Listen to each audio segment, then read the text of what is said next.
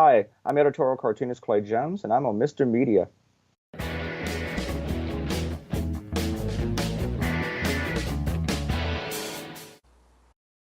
I never planned on sharing my opinions on political and social issues.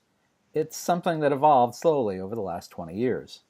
For example, as an independent voter in the 90s, I found Bill Clinton's behavior in the White House with Monica Lewinsky deeply troubling and did not object to his impeachment. But I also didn't go shouting my views from the rooftop. Then I found George W. Bush to be a likable enough fellow who simply wasn't smart enough to be president of the United States. In the days following 9/11, I thought he was too easily manipulated by Dick Cheney and Donald Rumsfeld, digging an international and financial hole for the United States.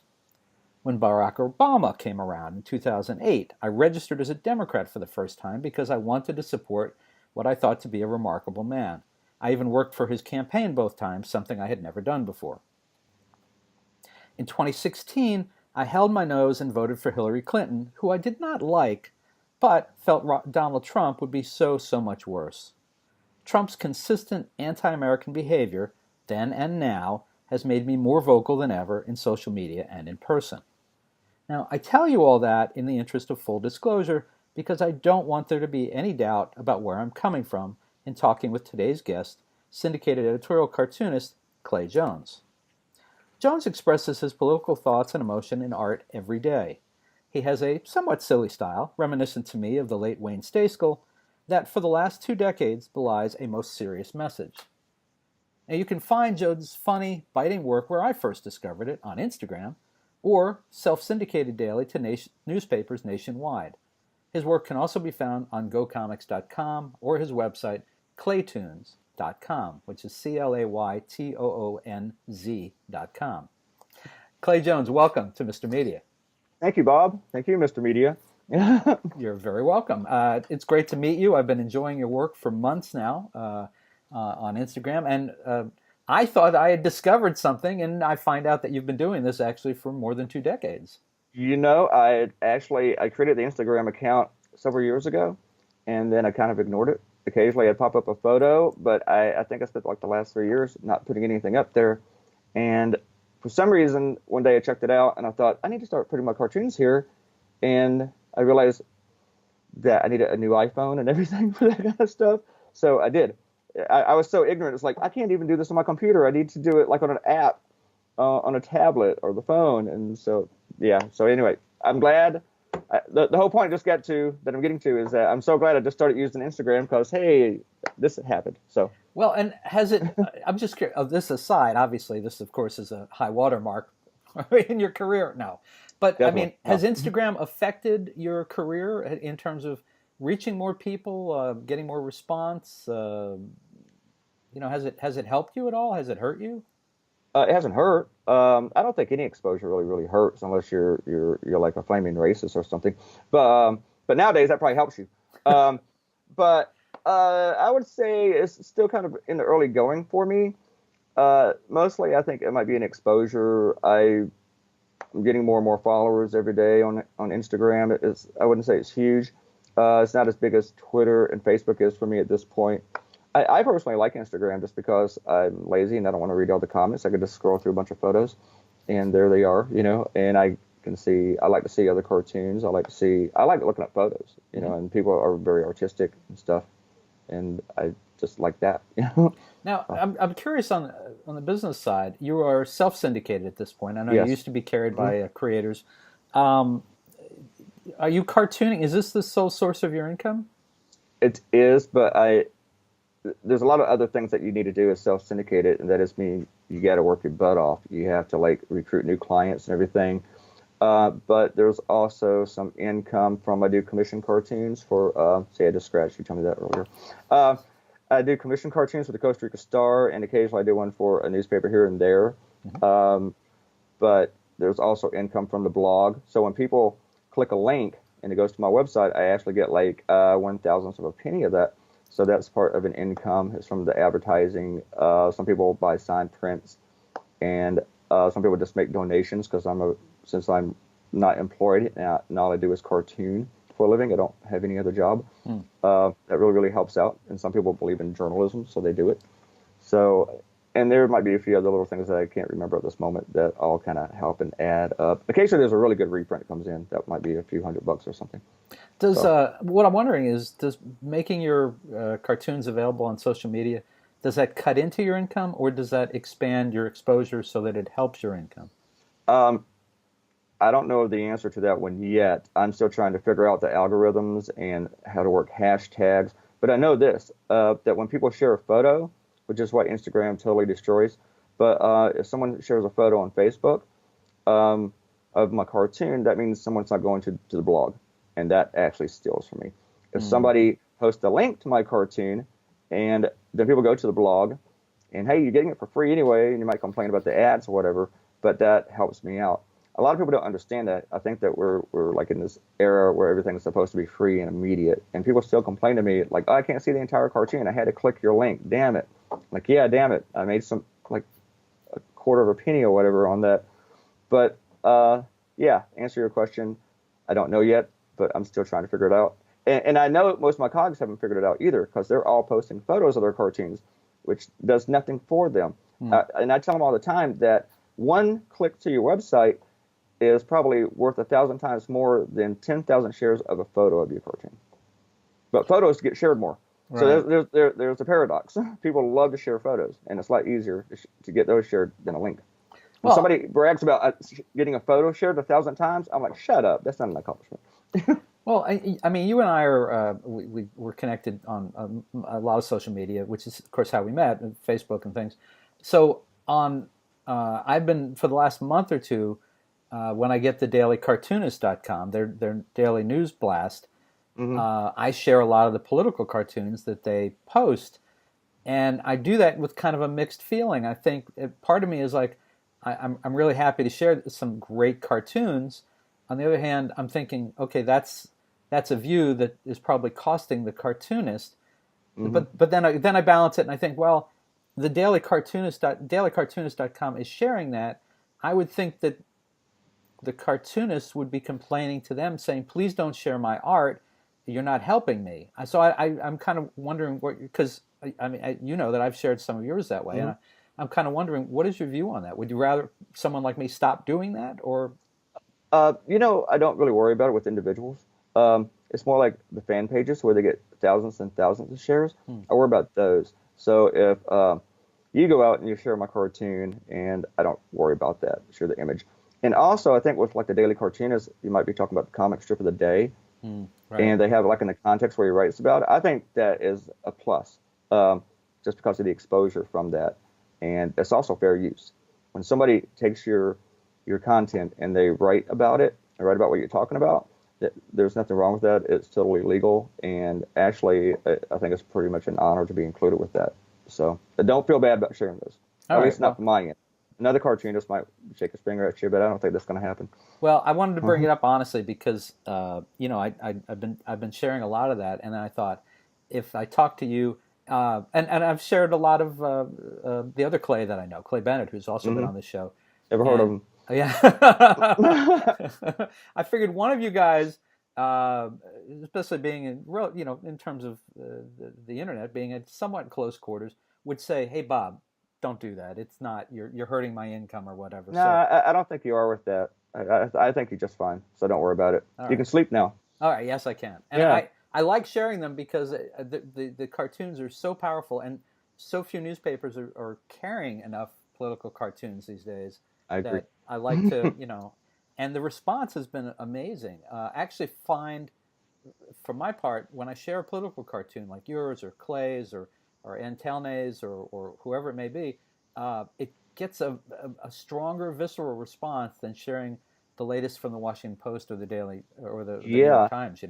Well, another thing is that you're sharing the cartoonists that are going to get your responses because Tiana and Bennett are awesome cartoonists, Yeah, and they're just really strong, powerful stuff. They're great. it's true. Well, so all right, let's change the topic a little bit. You've been an editorial cartoonist a long time, and I wondered, have you noticed the world becoming more polarized in recent years, or has it always been this intense, and I'm just kind of late to the party? I think it's always been intense and polarized. I started in '90, and maybe '94, Gingrich came along with this contract, Own America or Hmm. for America. Um, and so it's, I mean, there's like a revolution almost from Republicans when Bill Clinton was elected, like how dare he win the election. So it's always been polarized, but it's never been like this. I mean, Democrats fought Bill Clinton. Republicans fought George W. Bush. They fought George H.W. Bush. But now it's totally different. You're either with us or you're against us. And that's something that Bush started with the Iraq War. If you question the war, then you didn't support the troops, which is, a paradox there. I mean, if you don't want to send troops off to die in a useless war, you're against them. And now, if you criticize Trump, you're criticizing America. And the people who call themselves patriots don't want to question anything about Russia. So it's just really bizarre. Yeah, answer your question, yes, it's way more polarizing and divisive. And I'm contributing to it every day. Yes, you are. I am. You are. When people say, oh, when I see cartoons, people complain about it, I'm like, yeah, it sucks, but we're doing it. I'm part of it. I know I'm contributing to it. I own it, that's what we do.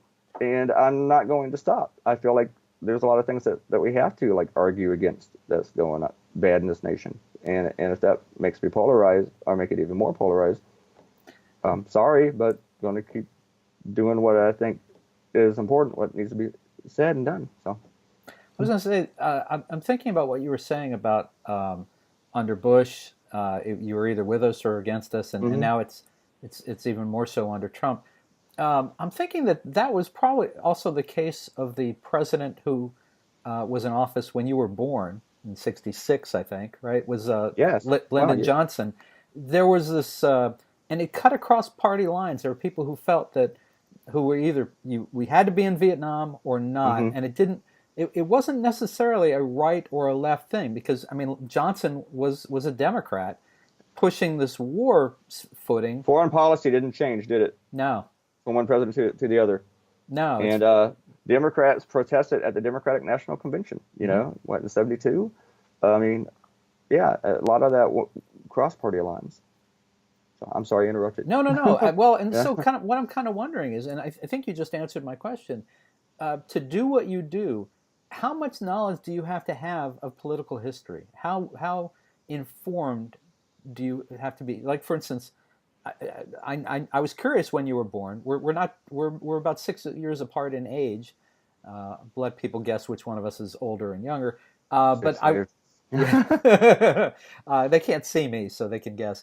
But the question is, have you had to become a student of politics or American history to do what you do, or do you just go with whatever happens in the day? I think you need to know the stuff. You need to know history. Political history, American history, world history. You need not just a grasp of it. You need to know it. You need a firm grasp of it to the point where you forget stuff you know. But most political cartoonists, that's not really a problem because they were history buffs before they became a cartoonist. If there's a political cartoonist who doesn't really know history, he shouldn't be doing it. I was a history major before I dropped out of school. I was a history buff in high school, even in junior high. Kids used to ask me how come I was so smart in my history class, and I'd always tell them, well, you don't have me in math class. And to me, history was not it didn't mean I was smart, it just meant I read. I just knew this stuff because it was a love affair with it for me. It was, from reading novels, reading history book was, I loved that just as much as reading a novel. It was just fun. So yeah, a cartoonist needs to know their history. And we need to also go back and brush up on it constantly. We need to know about impeachments, from Johnson to Nixon, to Clinton to what's going to happen today after Trump is impeached. We need to know this stuff. So. Oh, if only that were happening today. Well, Trump's going to be impeached. I don't think he'll be removed, but he will be impeached.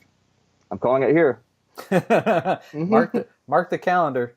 Yeah. Whenever you hear this, folks, this is the day that Clay Jones confirms that Trump will be impeached. I already done that on my blog, but I'm doing it here on video for the first time, probably. There you go. So, like I said, there will be triggers. There are triggers in this conversation.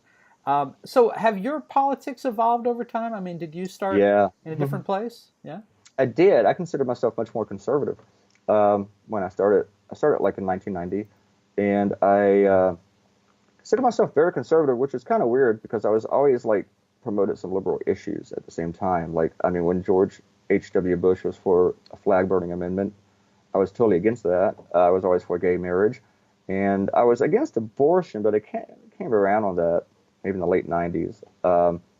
And then I voted for George W. I voted for McCain first, then I voted for George W. And I've never been a member of a party. I don't want to be in a party. Mm-hmm. And then by the time Bush ran against Kerry, I voted for Kerry. I didn't like Kerry, but I knew that I felt like we couldn't have Bush anymore. And I was pretty much done even considering myself a conservative, which was a problem with my newspaper. And then I just got more and more liberal as it went on. And I just kind of gave up. I realized I was probably a secret liberal my entire life. And I just, for some reason, I didn't realize it. And then I just gave up. And it's such a who I am and what I am. That's interesting. Interesting. But the reason I think I'm a liberal is because facts favor liberalism. And I like to use facts in my arguments. If you use facts, you don't really have to worry about spinning or being wrong. If you are a Trump supporter, I've never heard anyone argue for Trump without lying. Right. And or they also have to bring up Obama or Hillary. And the thing is, if you're a liberal and you want to argue against Trump, you don't have to lie. You never have to lie at all, ever. Some people do lie, and I'm like, stop that. You don't have to do that. You don't. I mean, when some people make up quotes of stuff that Trump said that he didn't actually say, it's like, why are you doing that? It's like making up quotes for Sarah Palin. Mm-hmm. You know? Yeah, there's no need to make stuff up. Yeah. Yeah. Yeah. The problem I've had in recent years, and the reason I, in the introduction, talked a little about where I've been in terms of my views, is that I've always thought that I was a middle-of-the-road guy on pretty much everything. But I think that the middle of the road has shifted, and the definition of a conservative has shifted. I mean, I listen to Joe Scarborough sometimes, a guy who 10 years ago I thought was a crazy conservative, and I could never have agreed with him. And he's found that his views are more towards the middle now, and which I guess has pushed me a little further to the left. But it's just very strange. I don't think of myself as a crazy liberal, overly liberal, left-wing person. I just think I'm kind of in the middle, but I think that the right has gone so far over that where I stand on things seems like it's further than it is. I just don't. I think you represent most of America. Most Americans are very much in the middle. I accept that I am more liberal than most people. And I think there is a place for conservatives. There is conservatism. It's still out there that does not belong to the Trump sycophants. But the problem for conservatives now is that there's not a party for them anymore because the Republican Party has been destroyed and now it's the Trump Party. And the whole party just does not provide any checks and balances to the president. Your party's over. I mean, it's not there. It's not even about policy or ideas or principles anymore. It's about the cult of personality. And that's the problem that conservatives are having. People like Joe Scarborough or Dave Foley, a congressman from your state, former congressman, Nicole Wallace. Steve Schmidt, great one. Dave Jolly. Yeah. Was it Dave Jolly? Or did I say Foley? I don't know. I might have made that one up. Yeah. But yeah, Dave Jolly. But they are conservatives, and they haven't stopped being conservatives. Right. They're still conservatives, but the Republican Party is betraying them. It's selling them out. Yeah, and I know that there are conservatives that I have voted for over the years because at the time where they were was a place that I was comfortable. But the people who are calling themselves conservatives now, most of them, I think that they're a little crazy. I just don't understand what came washing over them. I don't even want to be a Democrat per se. I want to vote for people on either sides. I want to vote for the best person for every office, but the Trumplican Party is just giving us, those of us who want to be in the middle isn't giving us any options. So yeah, I've never been a party person. I've never been a member of a party, and I never will.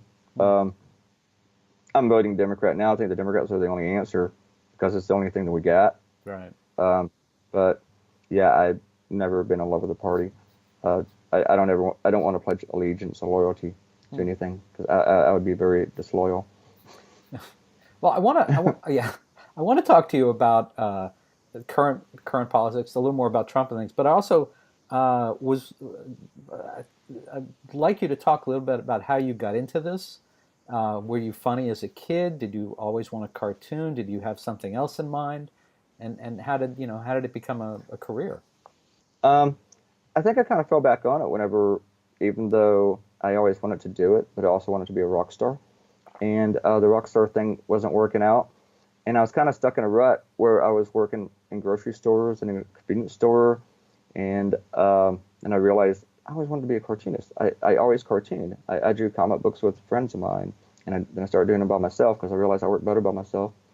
And that's what political cartoonists do. We don't work well, play well with others. Um, and I wanted to work for Mad Magazine when I was a kid. And yeah, I think I was always kind of funny. I wasn't always the funniest person. I wasn't always the quickest with the wit. I always thought I was funnier on paper. Like if you said something and insulted at me, I'd have a great retort for you 2 days later. And I still kind of like that sometimes. But I thought Mad Magazine was my dream. I didn't even look at political cartoons until I started cartooning. I started working for this weekly in Mississippi, just freelancing, and I did like a strip a week. And they had a local guy doing a editorial cartoon. And then I saw those, and I saw the cartoons in the Jackson newspaper and the Memphis paper. And the Memphis paper was Scott Stannis, and then it was Ramirez. And I thought, I can do that. In fact, I think it'd be a lot more fun than doing a comic strip. And I like doing political because I could change the subject each day. I wasn't married to any characters like with the comic strip. I could change the format. And so it was just more fun. I could just write something new the next day. Didn't have to like continue a storyline, and it just appealed to me a lot more. And plus, the biggest thing, people reacted. I'd heard from them, and for some reason, that really attracted me to make people respond, whether it was anger, sadness, or just frustration or glee. It was just good that your work had an impact. And I'm sure comic strip guys have that too, but I wasn't getting that. Maybe my comic strip wasn't really that good. But and looking back, probably wasn't. But I think I was like made to be a political cartoonist. Has your drawing style evolved over the years? Oh God, yes. Yeah. I think every day I look at stuff that I did last year and I cringe. The stuff that I see from when I first started, like in 1990, is just terrible. I have a book that came out in 97. I'm like, oh my God, I'm looking at it. And I look at stuff that I did a week ago, and I kind of cringe sometimes. So yeah, the drawing style does evolve, and I'm not where I want to be with it yet. I want to be like totally crazy, spontaneous, and I'm not that comfortable in my skin yet with it to be as weird as I want to be. So in the introduction, I said that your style reminded me of Wayne Stayskull. I don't know if you're even familiar with him. I am. Oh, okay. Is that a compliment, or is that because No, it it's was meant as a compliment? It's a compliment, but I vaguely recall why he did it. I do remember that he was very loose and kind of messy, sloppy. That's it. I'm like Keith Richards with cartooning. I'm the same way in guitar playing. I'm a very sloppy player, and I'm a very sloppy cartoonist. And my favorite cartoonists are the sloppy guys, the very spontaneous guys who are also great artists. And I'm not a great artist, but these guys are, and they're brilliant. People like Pat Bagley, Mike Lukovich, and I loved when I first started cartooning. One guy that really appealed to me a lot was Mike Peters because he was insane. Sure. And his drawings were crazy, his humor was crazy, and I thought I want to be that nuts. I think that I'm sorry now I didn't mention Mike Peters when I was describing too. I like Stayskull, who I knew was at the Tampa Tribune for years. Actually, completely opposite of you in terms of politics. Yeah. Very, very far right guy. I don't know if he would be considered as far right today as he was considered 15 or 20 years ago. Wayne just passed away about a month or two ago. But I knew him when I worked briefly at the Tribune and stayed in touch with him over the years. And he had, I would never have used the word sloppy, but it was a very cartoonish style versus some people who are more photorealistic even. Well, like a David Horsey is very like photo, Clay Bennett. very much. And then a guy like Stays Cole and myself, we're just like, you can tell they're like, maybe. Is that how you hold a pen? Because I wanted to ask you about that. It is not. No, I hold it typically like, just my sorry to shook the screen. It's all right. But yeah. We all have a little I hold it like sickness, a normal person. Okay. I hold a fork the same way. Oh. I don't do that either. No. Or what is it that? Yeah. So do you draw with a fork or do you draw? No, I'm just kidding. No, not anymore. Not since that injury. Oh, ouch. No. And tell me about your output daily. Do you do one cartoon a day? Do you do more? Sometimes I feel like I'm seeing more than one a day from you, but that might just be me catching up. Yeah. Yeah, sometimes it could be just you catching up, but sometimes I'll do a bonus cartoon if there's something that's really, really bugging me. And I don't mean the issue. I might have an idea, and I really want to get it out, but there's also something else I want to do. So I feel like I need to up my output. And but my plan is, the schedule is Monday through Saturday, brand new cartoon. But lately I've been drawing on Saturdays, so some days people have been getting a new cartoon for like the last 3 weeks or so. Why? Has there been breaking news? Have things been happening? I've been out of touch for a while. Really? Yeah. There was something that happened, but I can't remember what it was. Some guy with like weird hair or something. But yeah, I try to do one every single day, and that's what I promise my clients. And I work at night. I start around midnight or so, and then they get it about by the time they get to work. There should be a new cartoon in their email, and then on some days I might get 2. But I don't promise that. It just kind of happens. Are there days when you feel like you wish you could turn out more cartoons because there's so much happening, or is 1 to 2? Is that really enough for most? 1 is enough. 2 is probably too many because you like each cartoon to have a shelf life, because the next cartoon kind of bumps it out of the way. But I know that when I do the second one, so 1 is enough. I might be doing too many, doing 6 a week, doing 1 a day. Some guys do 3 or 4, and they're doing great, just fine. I don't think I can do that, because cartooning is what I do. When I take a day off, it's like, what am I going to do? Watch movies, and then I'm like, I want some coffee. I drink coffee when I cartoon. You know what? I want to make some coffee. I might as well draw this cartoon idea I have today. And I got a folder full of like ideas, kind of just waiting, because lately I haven't had a day where there's not a subject. I've had writer's block, but since Donald Trump came along in 2015, there has not been a day where I didn't have a subject. And that used to be a thing for every cartoonist, and I think other cartoonists would tell you this too. I get off topic a lot, so you can stop me if you want. You're good. But we used to like go to work sometimes and go, oh my God, there's nothing. I don't know what to do. I mean, there's nothing good. I know I'll do a cartoon about litter, and crap like that, which editors love, by the way. But lately, in the last 3 years, I ain't had a problem. Not one day where I might have trouble coming up with an idea, something that's good enough for me, but no problem finding an issue. Yeah. And while we're on video, let me tell people watching this, don't send me any cartoon ideas. Stop. I'm not drawing clowns, okay? I'm not doing Humpty Dumpty, no more Pinocchios, and no roller coasters for the stock market, okay? I mean, I appreciate it, but I don't need your ideas, because I got plenty of my own, and it's nice that they think of us and they think of me, and I'm always flattered by it, but you can't write ideas. And here's the other thing. Your idea is not my voice. It's not my expression, okay? I'm not signing your name on it, so I have to write my own ideas. And I know I can sound like a big dick, but yeah, I'm not doing your cartoon ideas. And no cartoonist will. Right. None will. So, but we appreciate it. Thank you. You know what? Draw it yourself. I'd love to see it. I'd like to see ideas.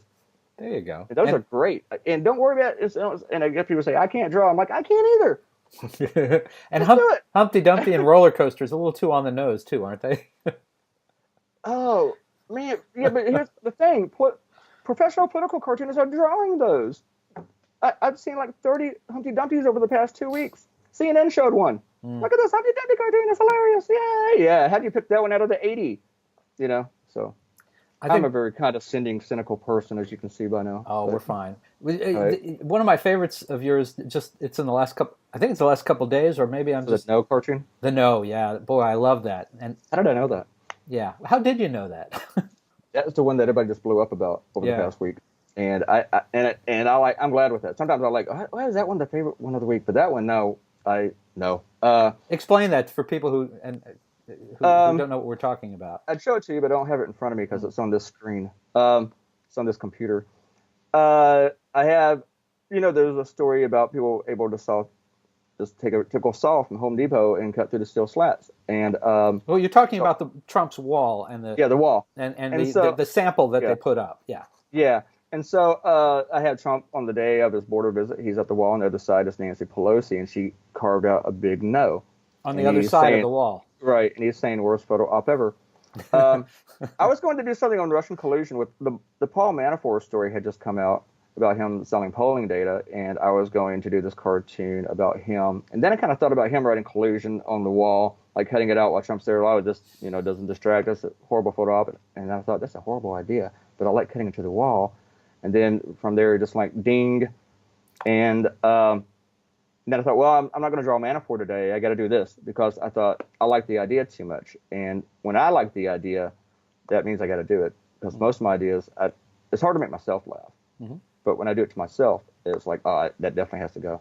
And maybe nobody will get it when I do make myself laugh, but it's still got to go. It's still got to be done. And then everybody just blew up about that one. They just loved it. I mean, went crazy. The comic, it certainly wrote itself. It almost drew itself by the fact that there was actually a picture of that somebody took a standard saw and cut through this amazing fence and could go right through it. And it's just like, oh my God. And the way you carved out no in it was just, I love that. I wish it did draw itself because that thing took 7 hours. Normally, is that right? 7 hours? That one took 7 hours. Oh my God. That was a pain in the ass. How many different variations were there that day, or was it just drawing? Just the one. No, it was like to cut out the white space between the slats, to make sure that they all landed properly. Because, like say, there's a speech balloon in the way, and then you cut, then you want it to land, to continue where it's supposed to be, and just doing all that kind of stuff. And when you're doing it I do it on a tablet, but I still do it like old school. I'm drawing on paper, so it's still just my hand and my eye that I'm using. I'm not using any computer tricks for that stuff. And just getting it all in there with the color, making everything land right, even though I'm being sloppy. And plus, well, I can procrastinate a good bit while I'm drawing, but that took 7 hours to do. Wow. And it was a pain in the ass. And then sometimes I'd miss something, like one slat didn't land right, and I had like the background where the slat's supposed to be, so they had to go back and fix that a little bit. And yeah, that took like 7 hours. And I thought when I had the idea, this is going to take like 20 minutes. This is going to be so simple. Right. And then like halfway through, and I record the cartoons, and I had to cut a lot of that one out because it was getting too long. And I was wrong about how long that one was going to take. And do you, in terms of the technical process, are you drawing by hand? Are you using a Wacom? What's your medium for doing these? I do it on Surface Pro, and I do it on the software is Corel. I'm trying to check the screen here. Use a stylus, but it's just like a regular pen. Had to get used to drawing on glass. And the only thing that I do differently with the whole program is that I get to do the back button, which only goes so far back, and the eraser thing is really cool. But I don't really use any tricks. I don't do any fill. I don't cut and paste. I don't copy. I just draw it like I do it on paper. But the other cool thing is that just like in Photoshop, I can add a layer to do my coloring.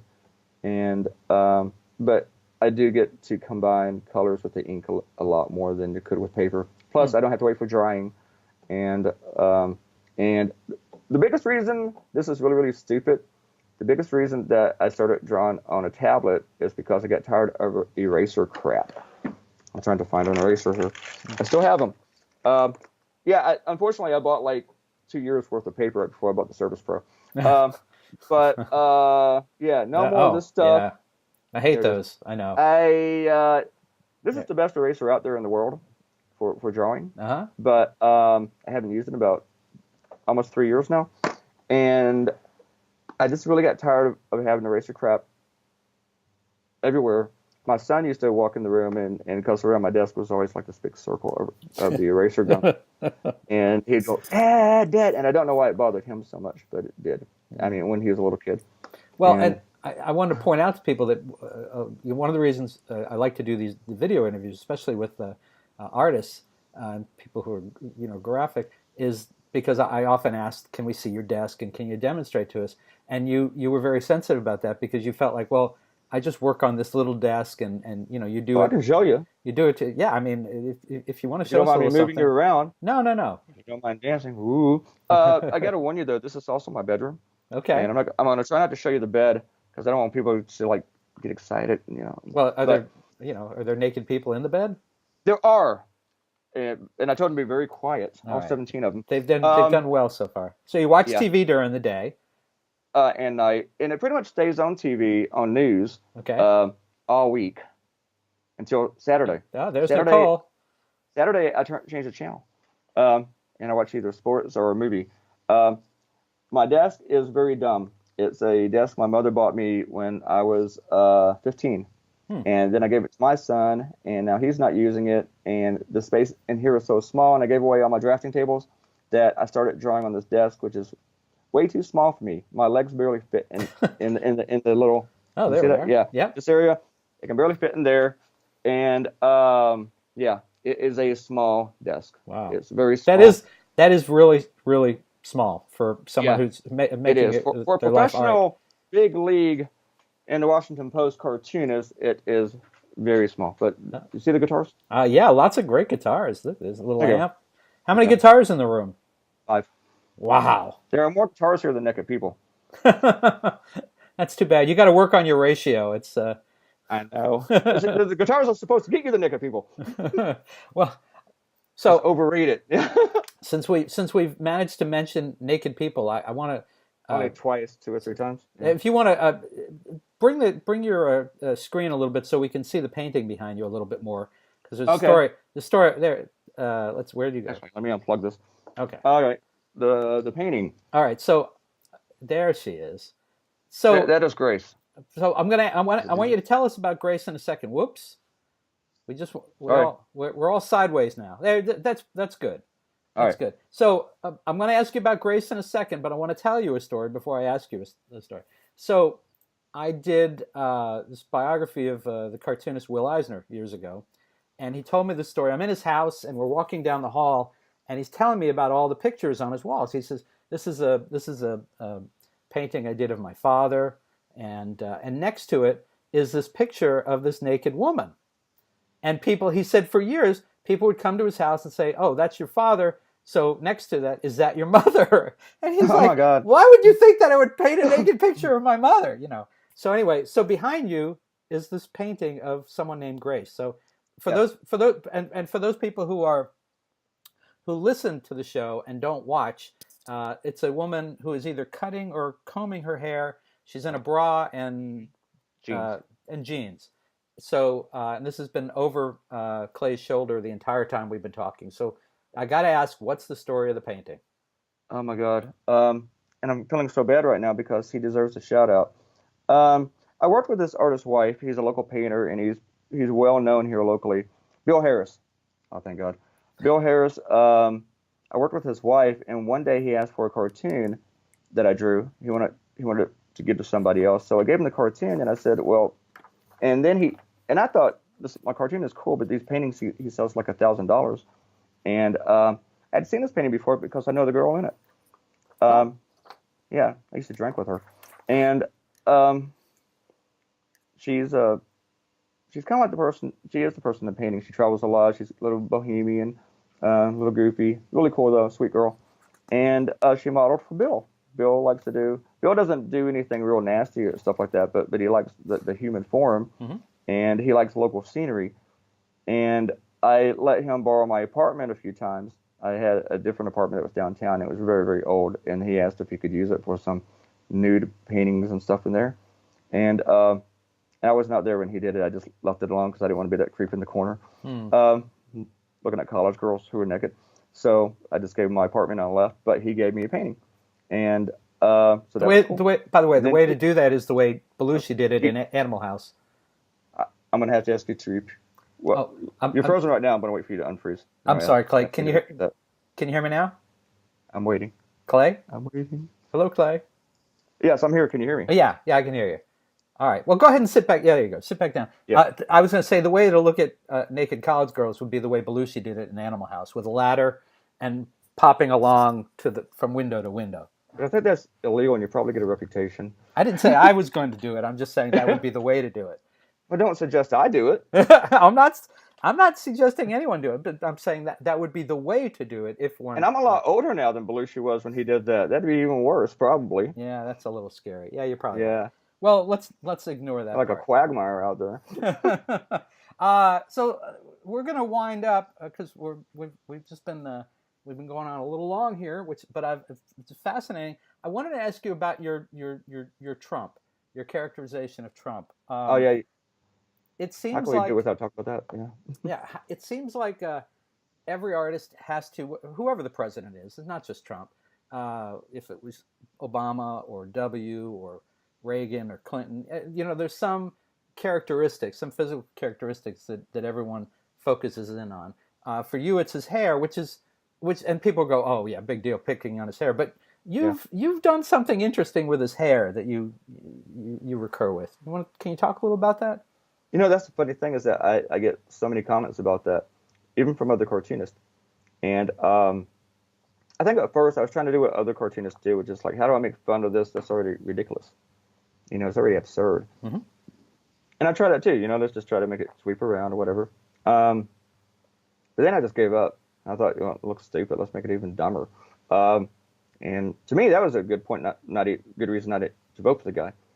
Hey, if he's dumb enough to do his hair like that and he's a billionaire, yeah, that just tells you too much about his ego.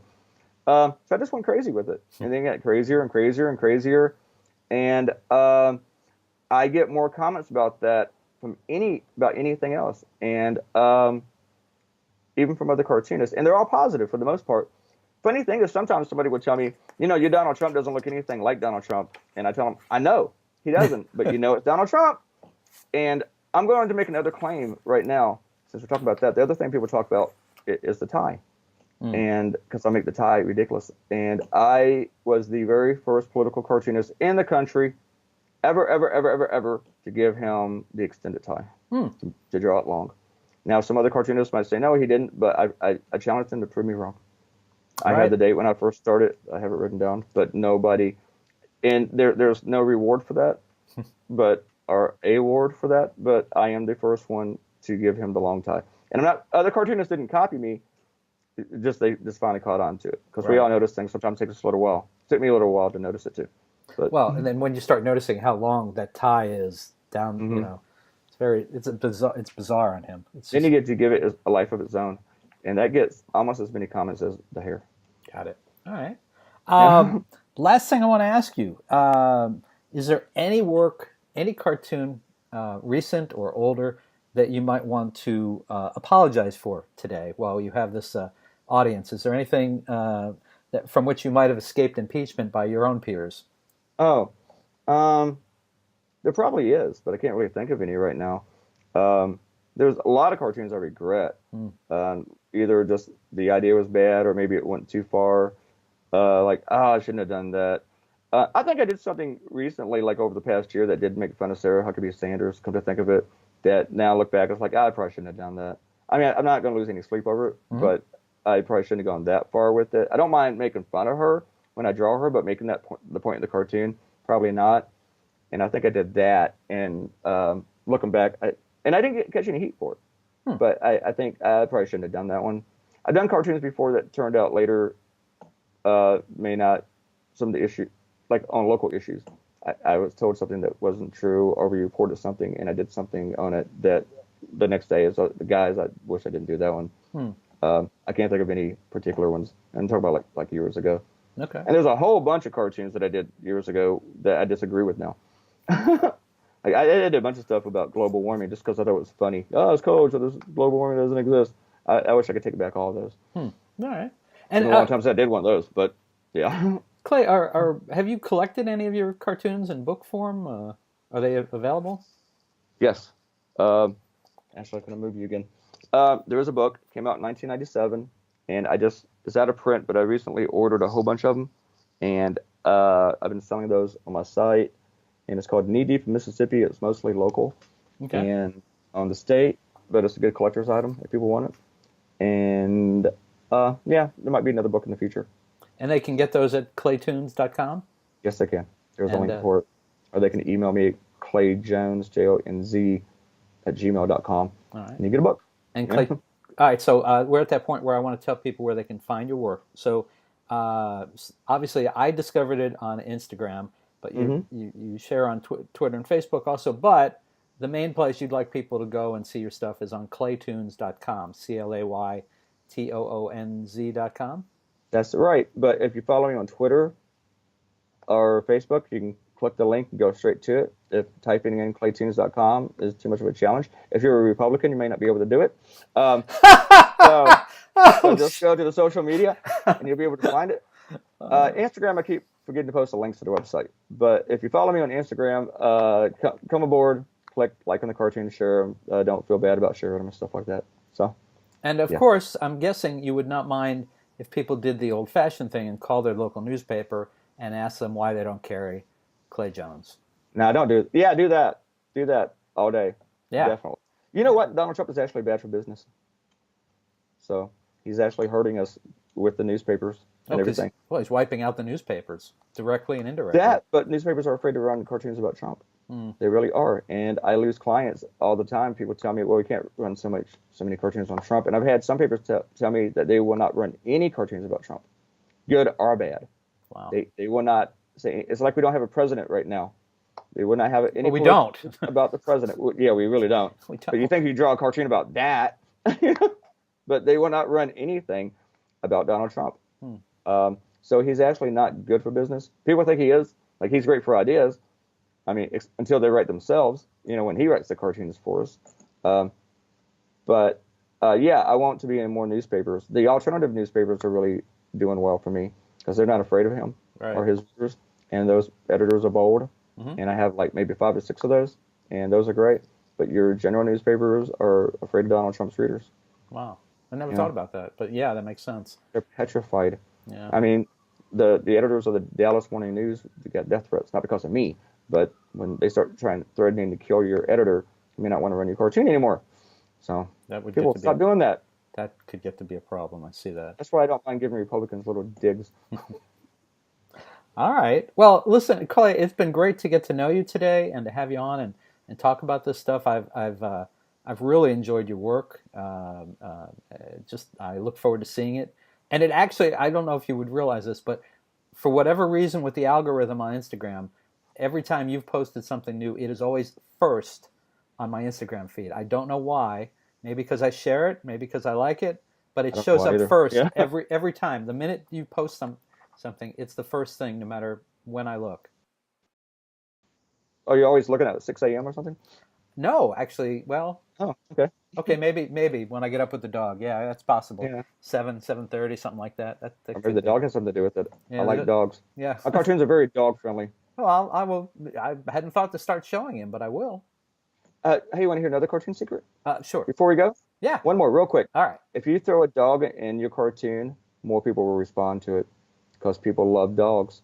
Interesting. So anytime I can, there's a dog in one of my cartoons. Cats, not as much, but you get some response. Goldfish, hardly anything, but still dogs, everything. Must kill you that Trump is not a dog person. I know. That's another reason not to vote for a guy. I agree. It'd only be worse if he was a cat person and not. But he's yeah, that'd just be really suspicious. I mean, he doesn't like children, animals, wives. So, yeah. Paying salaries. I heard all the squirrels left the White House lawn. They just don't. All right.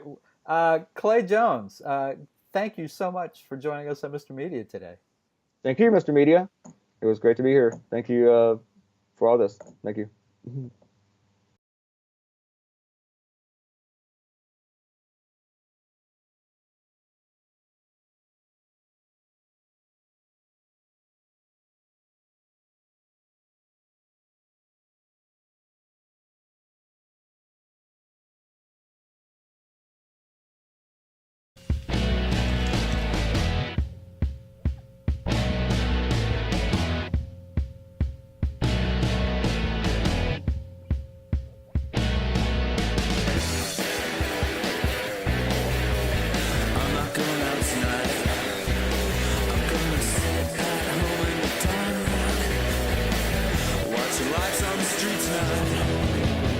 Turn out the stereo receiver.